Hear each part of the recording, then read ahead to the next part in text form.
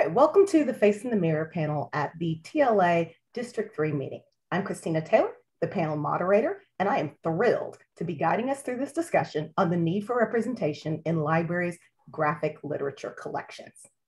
So let's begin with each of us briefly introducing ourselves and explaining our credentials as comics librarians. We'll begin with Bethni. All right, hi. I'm Bethni King. I am the Children's Services Librarian at the Georgetown Public Library. I love comics and I read them all the time. And I also talk to kids about them all the time and push them as good reading sources. But on top of that, I've been a member of YALSA's Great Graphic Novels for Teens Committee. I have been on the Maverick Graphic Novels Committee for YART and TxLA.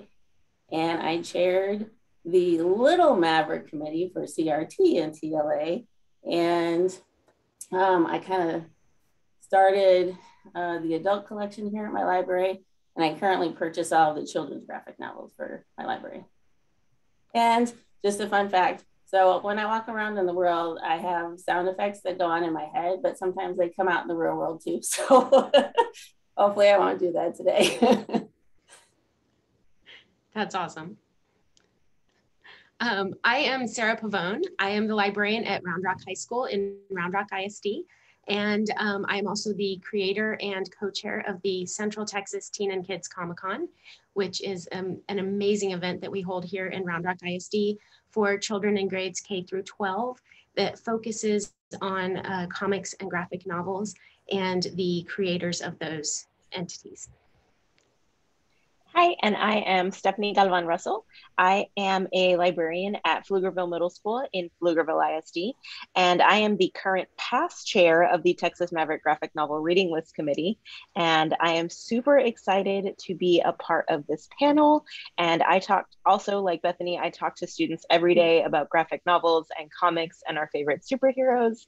And I'm just all about that reading with pictures life. What a wonderful segue to me. I am Christina Taylor.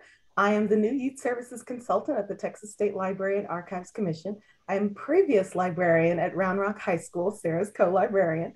I'm also the co-chair of the Central Texas Teen and Kids Comic-Con, former chair of the Maverick List, and the vice president of social media for Reading with Pictures. So before we talk about the need for representation, let's kind of start with some basics. Why should graphic literature, so comics, manga, graphic novels, graphic nonfiction, all of that, why should that be included in a library's collection? And how does its inclusion support literacy? Bethany. Well, from my work here at the public library, one of the things that will sort of make me cringe and have to hold in the eye roll is when a parent comes up to me and says, well, graphic novels aren't real reading, and I want him to read a real book. I'm telling you, it takes a lot to hold my face straight, because the sound effects that come through my mind are not real helpful in such a discussion. But normally what I will kind of tell any caregiver that comes in and says that they're not real reading, that graphic novels are stories. So they're just like the stories in a prose book, right? They have characters, they have setting, they have plot, they have conflict, they have pacing, they have all of the things that you would get in a prose novel. It's just that you get them with words and with pictures. Yay. And that's a lot of fun. And that when kids are using or reading a graphic novel, because they're looking at the words and the pictures, and they have to sort of be able to integrate the two together to get the full meaning of what's happening, they're using their whole brains. And this is very exciting. And it's a great thing. And then comics also come like books or TV shows or movies in different genres. So there's a little bit of something for everybody, right? We've got history, sci-fi, realistic, any genre that you can think of, horror, you know, all of it. And of course it comes in nonfiction as well. And then I often say, well, nonfiction is actually a great sort of place for comics, because the pictures with the words are often a great way to get a concept across, or a historical event, or whatever it is that the nonfiction graphic novel is talking about. And in the end, graphic novels are reading, and we want kids to read and we want kids to enjoy their reading. And then if I'm still like getting the pushback from the parents, my last resort is to be like, okay, here, can we at least agree to let them check out a graphic novel plus a book? I will find both and have them see what happens. Yeah, and funny fact, I went yesterday and I had practice on a parent. So I had to give the whole spiel yesterday. And it was wonderful because they were like, oh, I never thought of it that way. So I think it works. So hopefully, if you can keep your eye rolling, it's really good. And then, the other thing I usually talk about is sort of visual literacy and how we're such a visual society right now that comics are a great way for kids to practice and learn and start understanding visual literacy. So, and we're surrounded by it with commercials, political propaganda, YouTube, social media, memes, all of that. And graphic novels help them understand sort of the shorthand behind that and kind of like why a color is used or, a shot is used or a point of view is used. And so those are kind of my main go-tos when I talk to parents about graphic novels and why they're real reading. Yeah. I have the opportunity to educate teachers constantly on the benefits of graphic novels and comics. One of the huge benefits that we see in the schools is that for your struggling readers, they take the information, they take the reading and they break it into little bite-sized chunks that those students can actually understand. Our language learners students, English language learner students, they can use the pictures to help them understand what the words are saying. It helps when they're trying to translate or to understand the language. When you've got a struggling reader, those images can help them to perceive what the ideas are in that text. And there's actual research that shows that the text is actually at many times at a higher level than what you're seeing in novels. Because they can make it at a higher level because it has the images to support the text and help to create that understanding for students. I had an interesting insight just a day or two ago. A student came in who was reading far, far below grade level. He is reading on an elementary school level, but he's a high school student. And I directed him to the graphic novels. And one of the things that I realized was so cool was that he ended up grabbing a graphic novel that if you were to look at the publisher's notes, they say that this graphic novel is for elementary school. But the cool thing is that even though this kid was surrounded by his peers, he wasn't embarrassed to pick up that lower level reading because since it's a graphic novel, it doesn't look any different from any of the graphic novels that are at the high school level. And so he was able to pick up a book on his reading level without being embarrassed that he was picking up something that looked like it was for an elementary school. One of the things I always like to touch on as a middle school librarian is, especially in the area that I'm in, is we have such a high population. I want to say my school has about 46% students who are English language learners, whether they're coming from Spanish speaking backgrounds, I've got Mandarin backgrounds, Japanese backgrounds. I just met a student yesterday who only speaks a different kind of Chinese that I have never heard of. So when these things happen, my first instinct is to go towards a graphic novel or some type of comic because of everything Sara just said. It allows the reader to connect what they know to those pictures. And it's then allowing them to see the words immediately connected to those pictures. So they're not having to translate, look at a dictionary that has an English word-to-word dictionary. They're immediately able to make that connection between the picture that they're seeing and those little words that they're seeing. Just yesterday, I had a conversation with a teacher discussing one of the books they're reading in class. And I said, can I ask why you're not using the graphic novel version of this? Because the text they were using was something I would consider that I used in college. And I said, this is really hard. This is a really hard text. This is a lot of analysis that honestly, I would not expect a seventh grader to be able to do.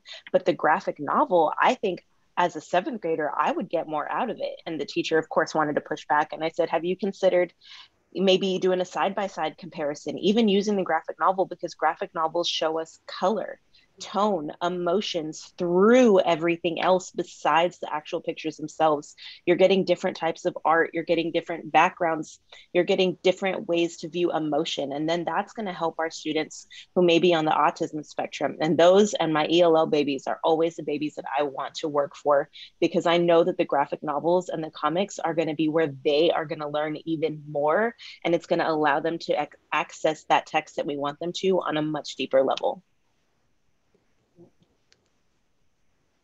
Fantastic. So each of you kind of touched on it a little bit, but what do you do when you have that stakeholder that still is pushing back? That still, how do you justify when they just aren't on board with you having them in your collection? I always like asking them first, have you read one? Have you read a graphic novel? And if you haven't, tell me what you like. Tell me what kind of book you like. You know, just doing the regular librarian thing. What kind of books do you like? Are you into superheroes? Are you into fantasy? And if they say no, and I have a lot of those teachers who say, I only read nonfiction. Yes. And that's when I grab them in and I say, let me tell you, I am a graduate student. I am working on my doctorate, and I wish our textbooks came in graphic novel format, because I am learning so much when I read something in graphic novel format. For example, I have never read the Odyssey in my life, never had to read it through my education. But when I read it as a graphic novel, I feel like I got so much more out of it because the art was beautiful. It had the exact same text that was in the original Odyssey, you know, like Bible book. And I understood it because I was being able to see it at the same time. We read this really cool book for the Mavs a few years ago about, and Christina, you might have to help me on this, but it was the lady who invented Wi-Fi. I would have never known about this. But because I learned it through a graphic novel, it was so much more interesting, because not only did I see myself represented as a woman in it, but I was learning something at the same time. And I felt like one of those struggling readers, or readers who say, I don't like books, because I was able to learn something new in a format that I loved. So I always like to get those people in first by asking, you know, what do you like? How do you like nonfiction? Because I guarantee you, you're going to learn something in a beautiful way with a graphic novel. But my fallback at all times is always, I bet you've seen a Marvel movie, right? Let me get you one of those. I actually, I have a teacher here who is probably one of the last teachers I ever would have expected to use a graphic novel in his classes. He is one of our senior English teachers. And he predominantly teaches dual credit type classes and advanced classes. And I actually, we just ordered a class set of a graphic Shakespeare Macbeth for them to use in the classroom, because I pointed out that Shakespeare is supposed to be seen. They are plays. And if you are not able to actually watch a play or watch the movie of it, which he didn't want to do, that the next best thing you could possibly do is to use graphic novels where they are given those images that go along with the text. It's the next best thing you can do to watching a play. So I was able to grab a teacher who has, for many years, not been very accepting of graphic novels, and get those into the classroom. So I'm very excited about that. I just want to pop in and say congratulations on landing him, because I know we worked on that one together for a while. Yeah, so here, I mean, we've had our graphic novel collection for a long time, so I really don't get too much pushback anymore, but it does happen every once in a while. And so my argument, or my sort of comeback, is always their popularity sells why we have them, right? I can't keep them on the shelf. They're constantly checked out. The return on investment compared to some other types of materials that we carry is so high. And if they're actually in the building, I like to walk them over to the area and show them the complete and utter disaster that is currently in, because it's used so much, and then show them how worn from love and reading that they are. I'm just like, this is why tax dollars are being paid and used. That usually stops them.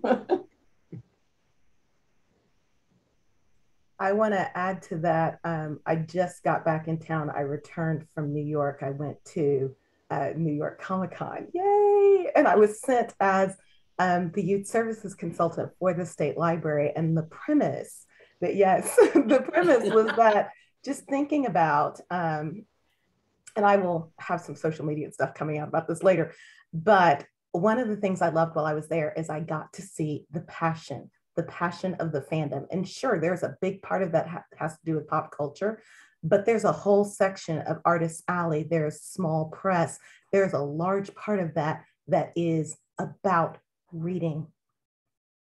It's about reading. And so when you see these crowd shots and the entire Javits Center filled with fans of a particular type of reading. And Bethni just told us how much you can't keep them on the shelves. Can you imagine being able to harness that passion for reading in your own libraries, in your own classrooms? This is why we need to bring these into education, into our sphere. And I could talk about that forever, but as your moderator, I am not going to hijack the conversation. So I just want to say that is near and dear to me. And I love that.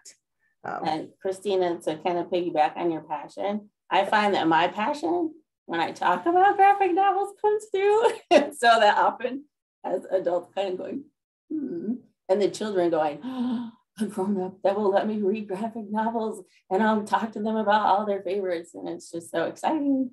And it changes minds to geek out. When you talk about it, that's what I do. And, going along those lines, I think in the past 2 weeks, because if you're not into, or I mean, everyone here should be in Texas, but if you don't know, we're having to do the beginning of the year screeners for all the students who weren't able to take STAR tests last year. And I have had so many kids come in who are just like, my brain is so tired. I want to read something I enjoy. And there have been at least 20 checkouts per day of graphic novels. And I think I have checked out more graphic novels right now during testing than I have the rest of the school year, because they're still getting to read, they're still reading something they enjoy, but it's also allowing their brains, where they think they're taking a brain break, they're still processing information. So I think that's also really important. Finally, before we move on, I was just thinking, so with those parents who are still like, well, I want to read the classics and the prose books, and I'm like, yeah, I know. That's fine. Manga classics. Manga classics. Well, I lost my train of thought, but I was just like, if your kid is reading graphic novels, right? They're reading, okay? And kids who read graphic novels will often transition over into prose books. They will often read them side by side, but it's also important to note if they're in a place where they're only reading graphic novels, that's fine. Like, that's okay. We're reading, And we'd rather have them reading graphic novels than watching TikTok. Yeah, and we want them to enjoy what they're reading. Or not reading at all. Yeah, then yay. So along those lines, this is still gaining traction in the library sphere and the education sphere. And so a lot of those traditional tools that we have as librarians, the tools of our trade that we use to help us with selection aids and finding good quality content to include in our collections, it's not as robust as it is for prose, for prose books. So what are some of your go-tos when you're looking for something to support you in that work? So I just threw out one of my favorites, but I don't even feel like an expert in graphic novels, but as a baby expert in graphic novels, when I have those parents who still want their student, or even teachers who still want their students to read classics, I always hand them the manga classics, because students love manga. I love manga. I'm very new to the manga genre, but they love it. And my favorite thing about these manga classics is they're taking those old classics, Dracula, Les Mis, Pride and Prejudice. Those are the top 3 checkouts in my library right now, and they're manga classics. And I'm telling my teachers, like, the kids are reading these classics that I have not, like, I don't remember reading it since I was in college, and they're reading it right now in middle school. Who cares that it's a manga? They're reading a classic, and it's a manga. So that's always my like #1 push. Get those manga classics in there, because kids, for whatever reason, whether it's because of anime being such a big thing right now, but they are loving manga. And along those same lines, my Naruto, I haven't seen since the beginning of the year, and I have the entire collection. It's always checked out. It's always, you know, in and out as soon as it gets back in the library. So those top 2 for sure in manga. But as a Hispanic woman, I have almost very rarely, almost never seen myself represented in literature. And in graphic novels, it's just, this is one of those things where I'm like, why are we barely coming out? But the Blue Beetle graphic novel, it's based on the comic book. It's a DC, but there we go. It's a DC, and he's a Hispanic boy. And the first time I read it, I thought, okay, you know, here we go. He's a guy, fine. He's Hispanic. But it's there. So there is that representation. But my all-time favorites when we're talking about representation that I will forever push on everyone, and Christina probably knows what I'm about to say, but my 2 girls, my loves of my life, are Iron Man Ironheart, Riri Williams. If you don't know, Riri Williams is an African-American autistic girl who is the new Iron Man. And y'all, her armor is pink. I love it. She is amazing, and she's a real person. She deals with having to be a kid. You know, she saw her best friend and her father, they were killed in a drive-by shooting, and she's dealing with that grief on top of being autistic, on being a genius. And now Tony Stark has recruited her to be the new Iron Man. Yes, so amazing. And on my other one, Miss Marvel, she is my favorite, not to be confused with Captain Marvel, Miss Marvel, Kamala Khan. And she is just another girl, right? She was just going about her day one day and sneaking out of her house to go to a party and get superpowers. And she's so cool. Those 2 are like my most amazing, most pushed on girls and boys, because they're so cool, and I just want to be their friends. They're so relatable and they're so fun that, like, if you don't go read it right now, I'm going to be crushed. But those are my top that have to be in a library.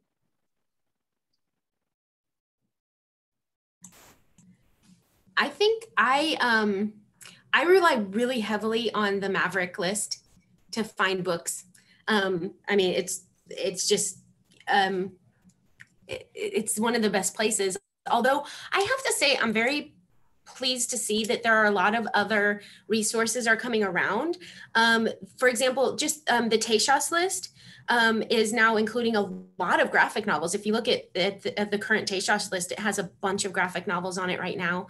I think also the places that we traditionally go, the library magazines, the reviews, the vendor sites are starting to have more and more graphic novel reviews on there, and graphic novels are being featured more. So I feel like it's one of those things that's getting better, like year by year. I don't feel like it's, 10 years ago, you would have had to really dig around to find any information about a graphic novel. And I think it's thankfully becoming a lot more predominant in the profession. And I have to say, another place I go is I will go to Goodreads and I will go to Amazon, because Amazon, if you find one that you like, and then you can scroll down to where it says other things you may like. Often if you started with a graphic novel, it will give you other graphic novels that other people have enjoyed. And I've found that that's a really good way to find ones that haven't made it to a list yet and haven't really been featured. So I've been using that feature a lot lately.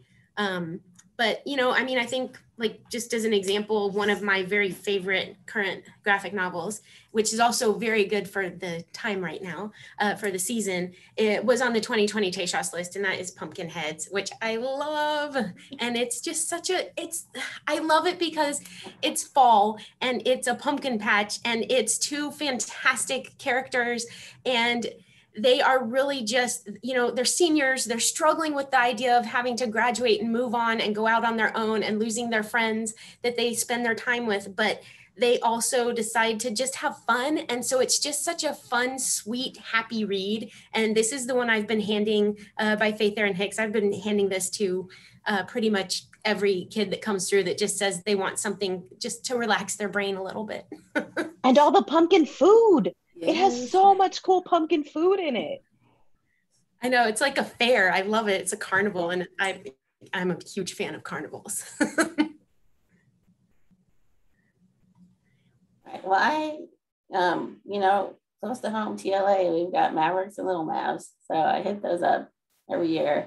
Also does, like every 2 or 3 years, they put out graphic novel reading lists for up to like 6th or 8th grade. So they just put one out in 2021. So I've checked on that to make sure I've got everything. And then it did used to be much harder to find things.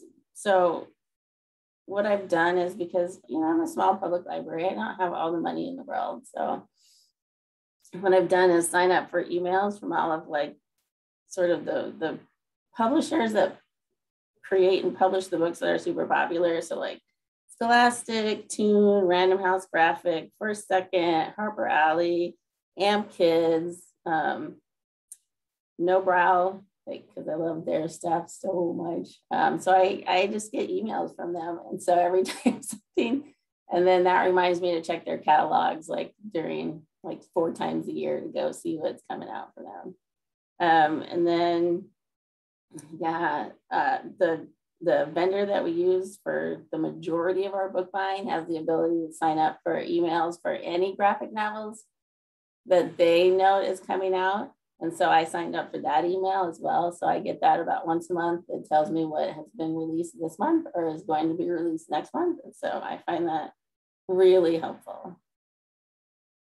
And then Booklist has their annual review of book lists, and then like an insert once or twice a year. So I use that too. Sorry, Bethni. And of course I talk to the kids, right? Like, what do I not have? What's real popular right now? You know, what am I missing? And they'll tell me. They'll tell me. I also feel like I forgot to mention some of my students' favorites are Nathan Hale's Hazardous Tales. He takes historical events and makes them so much fun. And they're a black and white graphic novel. So they're a little less expensive than the colored ones, but they are beautiful just the same. And he throws in these little characters that explain what's happening and give the students context to what's happening. And I think that's so important, especially right now when so many of our students are learning how to form their opinions, that they need that extra context and they need to know how to find that extra context. And Nathan Hale does that beautifully. And then my other one, I always forget this one, but he's always a favorite in my library. And I call him kind of trashy, but I still love him so much, Captain Underpants. Everyone loves him and I love him. And he's just some good, silly fun. That's another one I can't keep on my shelf. So I feel like those two are like, they're fun, but in my middle school library, I can't keep them on the shelves. Well, ladies, we've kind of jumped into it already in our discussion of tools, but before we get to our book talks talking about the things that you recommend that we have in your collection as far as building an inclusive collection, I want to share this one story because we're talking about representation and why it matters in graphic novels. So while I was going between sessions in New York Comic-Con, I was literally walking from one building to the next, and a woman stopped me on the street. Another Black woman stopped me on the street, and she complimented me on my mask. And I was wearing like a DC Girls face mask. And it was really just an opportunity to kind of touch base with me, which I realized as the conversation got going. But as we talked, she shared with me and she said she was so happy to see me there. And she was literally like tearing up while she was talking to me on the street. She said she was so happy to see me there, that she had been so lonely as a child because she was a comic book fan from an early age and she was a Black nerd. And she was like, we don't often see ourselves in these spaces. And she said, I never saw anyone who had the same interests that I did that looked like me. And so by the time she finished talking to me, we were both almost in tears and we're holding hands outside the New York, outside the Javits Center, which you would think would be an odd thing, but really there was way stranger things happening around us. Nobody was even paying attention to us. But I gave her my card and I said, please, please, please stay in touch. And I was like, this is one of the reasons why we want to make sure that we are in these nerd spaces, that we are bringing in graphic novels and comics and manga where people see themselves represented, because this area, this format has frequently been criticized, and rightly so, as being a space that was safe for and largely depicted white males. And that's definitely, there's a sea change. We've seen a lot more, and it hasn't just started as of late. But we've definitely seen it gain traction, and especially seeing the graphic format that's being brought into education and into libraries. So on that note, I'm going to ask you to briefly tell us, and I know you've already given us some of your favorites, but tell us some of your favorites that you absolutely would encourage the audience to include in their collection, thinking about wanting to build an inclusive collection that reaches those underserved pockets of their population. Whoever wants to start. Before we start, I have to apologize. I was looking at the wrong question on our notes. And that's why I went off on book talking already, but there we are. That's okay. It was just a good segue. Well, I'll just kind of jump in with the superheroes thing. So Miles Morales is Spider-Man, and Black Panther. They don't publish enough of those, right? And so every time I see a kid discover there's a Miles Morales Spider-Man, it's just like, oh, so cute. And Black Panther, because who's cooler than Black Panther? I mean, seriously. Shuri is cooler. Yeah, Shuri. But she doesn't get the cool outfit with the little blade hands. She gets all the high-tech stuff though, which is, she makes it, which is even better, instead of just wearing it and fighting with it. But those are two superheroes that also, along with Miss Marvel, that I always push. Like, oh, you like Spider-Man? Do you know about the Marvel? You know, Miles Morales Spider-Man, he's super cool. There you go.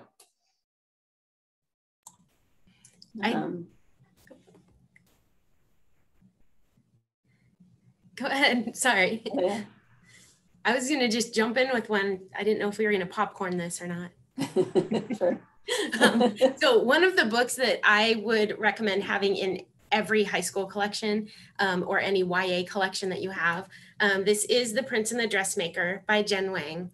And it is phenomenal. If you're talking about inclusivity, this book to me really embodies the idea of being who you are and being accepted for who you are, no matter who that is or how that looks.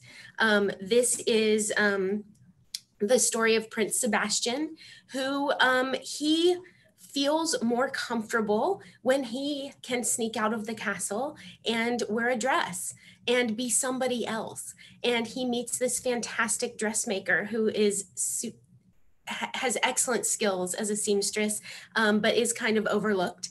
And so he has her start making dresses for him. And it gives him the ability to sneak out and model these amazing creations that she has made for him. And he becomes a different persona. He becomes Lady Crystallis. And it gives him that opportunity to be who he feels like he is. he becomes more and more well known the more he goes out. And the problem is that the more he's known as Lady Crystallis, the more of a chance there is that people are going to figure out who he really is. And he's very worried about how that is going to come across to his parents, you know, the king and the queen, and whether he will have their support. And so he has to face those fears of going out and being who he feels that he should be, and finding out who's going to support him in being himself. And so his journey through this story is just beautiful to look at, and the artwork is gorgeous. Like, I just have to, like, it's just so pretty. I feel like this is a book that every collection needs to have for YA readers. I'm going to interrupt you briefly. I have to say one of my proudest moments is that I brought that to the Maverick list. I found it on NetGalley and bookmarked it because I found it like at the end of, we had finished our voting, and I put it on my calendar January 1st. I got up New Year's Day and put the nomination in because I was like, we need to review this as a committee. Sorry, carry on. No, thank you for doing that, because that's how I found it. So.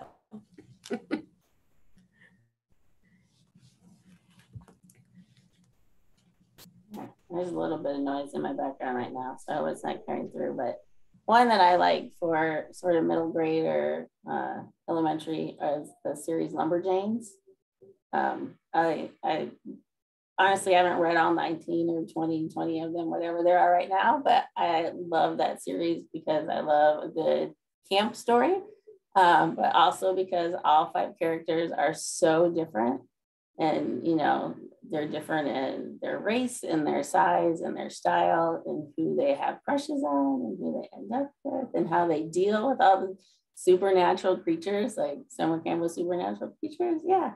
But it's just so natural. Like, they just get to be who they are and what they are. And I love that so much for that series, because they're just these awesome girls being themselves, meeting supernatural creatures and kind of like doing cool things at camp. So I love that series.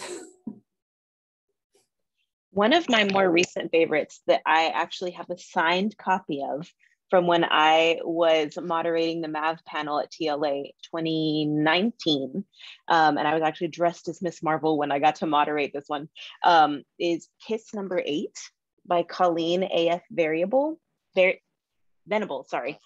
And I love it. It's set in the, I want to say late 80s, early 90s. And our main character is kind of struggling with her sexuality and figuring out who she is. But she also learns a secret about her dad. And it's so, so good. And it talks about the different kisses she's had within her life and how each one has been different, but each one has meant something different to her. And kiss number 8 is the most special kiss.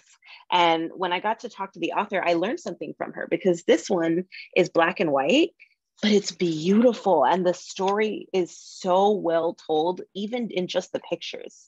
And when I asked her, you know, why did you choose to do it in black and white versus in a full color text? And that was when I learned that when you make it black and white, it makes it like $1 cheaper. And she said, even if I don't get that dollar, if it means it's more accessible to my students and to my readers, it means so much more to me. And I literally started crying. But it's so interesting because now, you know, we're in a space, at least in schools, where we're accepting and we are providing safe spaces for our students to grow and to figure out who they are and to change their pronouns and to play and explore. And I think that that's so important. And seeing that history in Kiss Number 8, where they didn't have that space, where they didn't know if it was okay to explore and try new things, especially with their sexuality, that it was really hard. And that's something, as you know, a straight Hispanic female, I have never had to come to terms with or try or worry about. And to be able to share this with my students who may identify as something different, then they see themselves and see a part of their new history. And I think that's super important. And my other one, this one, everyone loves Raina Telgemeier, right? The guts, the smile, the sisters. But I just got that entire collection in Spanish. I'm so excited. My library has like 3 of every book in Spanish, and my Spanish speaking students have been so excited because it is incredibly important to see ourselves in our comic books, right? Like Christina was talking about, and seeing ourselves in stories. But we also have to remember that graphic novels are often the ones that don't get translated to other languages. Full textbooks do, and prose novels do, but it's so much harder, and I don't understand why, to get these books translated into other languages. And so when I got these in Spanish, I was so excited. And this is another one that I can't keep on my shelves. The Spanish collections, even the graphic novel Babysitters Club collection in Spanish, I cannot keep those on the shelf because those students need to see themselves in those books too. And yes, while reading graphic novels makes the books and the language more accessible, having it in your home language, I feel makes it just so much even better. Think about, when we were little and we're reading books that you relate to, it makes it so much more. That's such an interesting point. I would have thought that it would be easier to translate them because you don't have to translate the images. The images are universal. So that's, I guess I never really thought about that, but I guess it just has to do with demand, and there's just not as much demand at this point for the graphic novels in other languages, but I hope that changes. I wonder if, unfortunately, it has more to do with publishing than demand, because I suspect there probably is a bigger demand than we're aware of, but publishing is a whole different side and it's not my area of expertise. But I know people we can get in contact with, and we can bend their ear and say, we need more of this. Yes, so, please. Right. Yes. In fact, I was actually actually go going and to I say, meet a publisher or a rep, I'm like, so can you start translating things in Spanish? I live in Texas. Do you know what I really need? Things in Spanish. Hey, and not a year later, but like right now. So can you start doing that? I don't know that it helps, but I try every time I see someone. It's like, hey. I only got these collections because they were part of my book fair. Okay. So Scholastic book fairs have these books translated in Spanish, and I think they're because they're Scholastic books. But yeah, so far I've only seen graphic novels in Spanish from Scholastic. But yeah, can we start, I don't know, can we start something and be like, hey, translate? And I know that this is not what we're here to talk about, but we all work for different systems. And the systems that we work for spend a significant amount of money with those publishers. We need to be reaching out as librarians to our reps. And I suspect all 4 of us at some point have talked to Manga Classics and have worked with John Shableski, who is now with Library Pass, I believe. I don't remember exactly what John's with, but and if we have Comics Plus, so we have those connections. We need to be building those and working with them and talking to them about what can we do to make sure that we're meeting the needs of our constituents. And I always make sure that they know it's because, this is where I really push the fact that I'm from Texas. Yes. Because Texas is big, and we're a big state. We're a big state with a lot of Spanish speakers. And yes. I always tell them, I'm in Texas, I need Spanish. I'm in Texas, I need Spanish. When we all start doing that every time we see somebody, maybe they'll start listening. Yes. And it's not even just for the students who only speak Spanish and that's their native language, but for our dual language students, or those who want to learn Spanish or learn a new language, and then they're able to do that through the graphic novels. So when we go to conferences, whether they're virtual or in person, and we hit the exhibit floor and we're talking to people and we're networking and we're picking up books and materials, we need to be petitioning those. And this is a call to all librarians who are listening. But we need to be petitioning those reps and tell them these are the needs we have. And even if we are not at a position that we have the purchasing power, we have the power to influence. And so we need to be expressing those needs. So back to our book talk. I have 2 that I was going to mention. One of my new favorites, if you haven't read it yet, please go out and get a copy now. It's called The Magic Fish by Trung Le Nguyen. It was on the, what year is this? It's 2021 Maverick. It was the 2020 list. Yes, it was on the 2020 Maverick list. It is this fantastically sweet, beautifully drawn, beautifully illustrated graphic novel of I want to say he's probably in middle school, male protagonist, and he is kind of coming to terms with his own sexuality and he's exploring that. But he has an additional layer of being the first generation to be born in America, and that English is not his home language. And so the language that is spoken, it is his home language, but is not the home language of his parents. And so there is a language barrier between the two of them. And he's deeply, deeply connected to his mother. But how much of a role that language plays in being able to express yourself and the stories that you tell. And so he's trying to navigate that and explain to his mother who he is when he doesn't have the words for it and she doesn't have the words to completely understand. And so they have to navigate that space. In addition to all of that, the back matter just brings the story even closer to your heart. When you look at the amount of research he's done, the what metacognition that goes into this as far as thinking about thinking and the role that stories play in helping us conceptualize things, it is amazing. And it is this year's Harvey Award winner for Book of the Year.